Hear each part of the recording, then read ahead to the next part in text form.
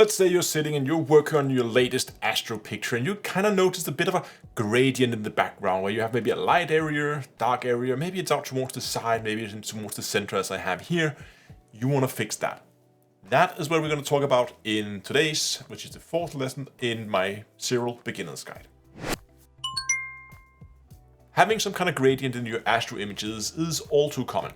Luckily, this is relatively easy to solve, especially in a program like Siril that has a very straightforward tool we can use. If we go up here to image processing and we go all the way down here, we have background extraction.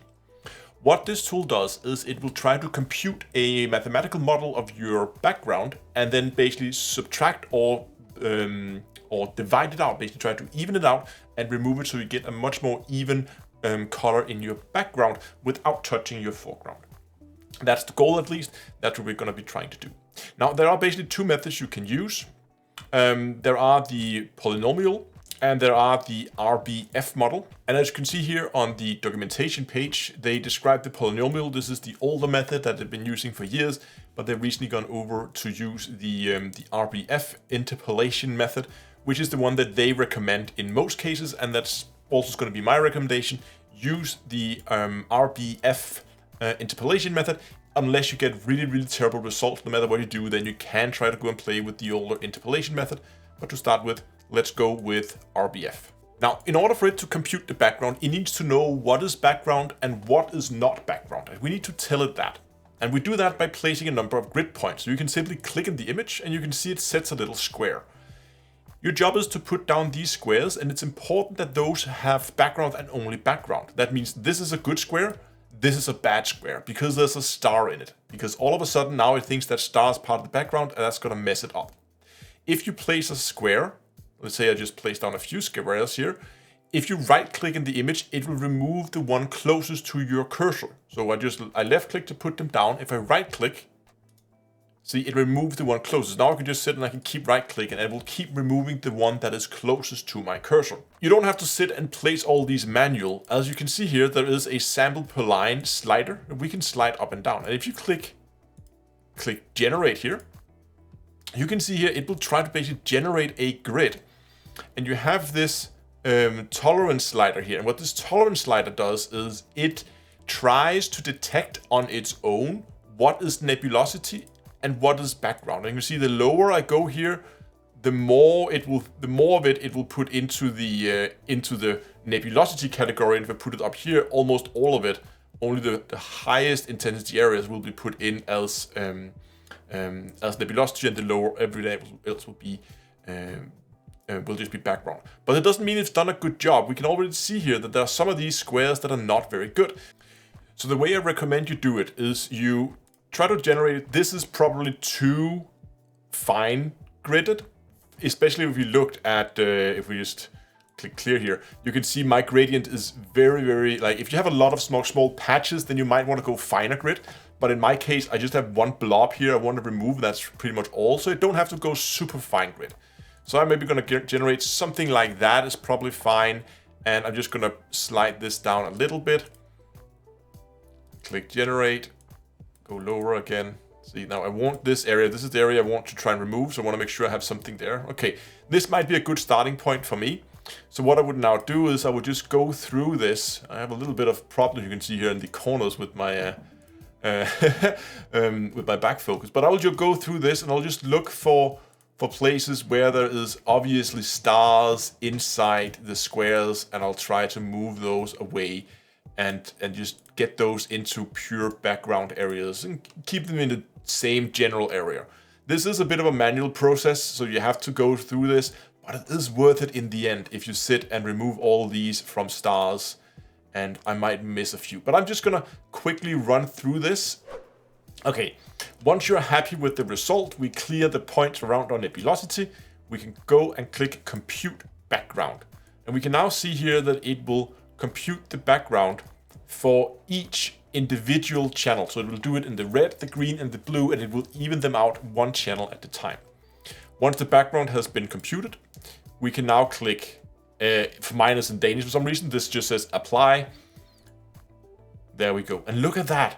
That area we had here, let's just go back. If you go back, we can see this was before.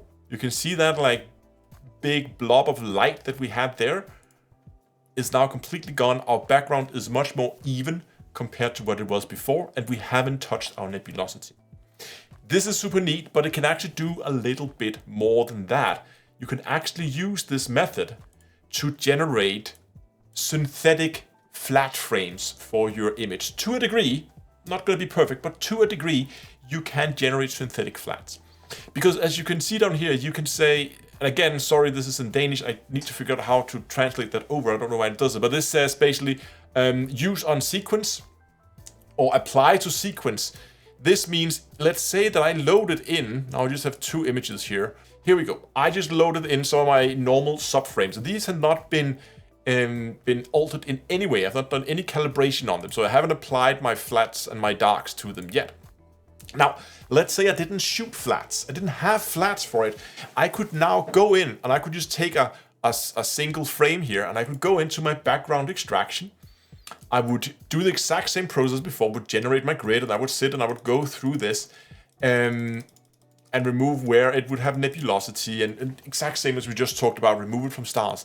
And what I could now do is, if I use this, like use on sequence, it will now try to compute the background. And that also means if you have some vignetting at the corners, because, again, that's common in your flat that you will have vignetting at the corners, then you can basically compute a synthetic flat and apply it to the entire sequence and then compensate for it that way. This is not a replacement for shooting flats. This is a emergency, I forgot during the night kind of thing, okay? So this is not saying that you should not shoot your flats. It is always better to have actual flats than to do this. But you can use this in a pinch if you for some reason forgot or something happened that allowed you to not shoot the flats that night and you want to try to salvage some data. You can use this to generate synthetic flats like that. The last thing I want to mention is you can experiment here with the correction method. I usually keep it on subtraction, but you can put it over to division. It's just basically whether it's going to just subtract the background away or whether it's going to divide with the backgrounds, and more use it, the more you would, division is more in the way you would traditionally use flat fields, where subtraction is probably what's going to work best if you have a gradient inside the picture. But if you have smaller, finer structures, then sometimes division can be better. You can experiment with these two as well. If you're not just getting a result you're happy with using subtraction, swap it over to division and see what happens. Maybe that's going to work better for you. And finally, I just want to attach a comment to the smoothing slider here. This is just basically for this is specific to the RBF method. This just is how fine-grained your background is. It doesn't mean that you should just like slam that up to 1 and then call it a day, because you can then have it overshoot and then actually generate noise for you. And so again, my recommendation for the way I would use it is, once you set up your grid and you're happy with it, you compute your background, you look at the background, are you happy with the result? If you feel like there's still some structure in there, you can try to first play around with the smoothing slider, move it up, moving down, see if that does something for you. If that doesn't do something for you, try to switch correction method and do the same thing, and experiment with these two settings, with the correction method and the smoothing factor, until you get a result you're happy with, and then you can click apply down here in the corner. I hope you found this video useful. Clear skies, and I'll see you in the next lesson.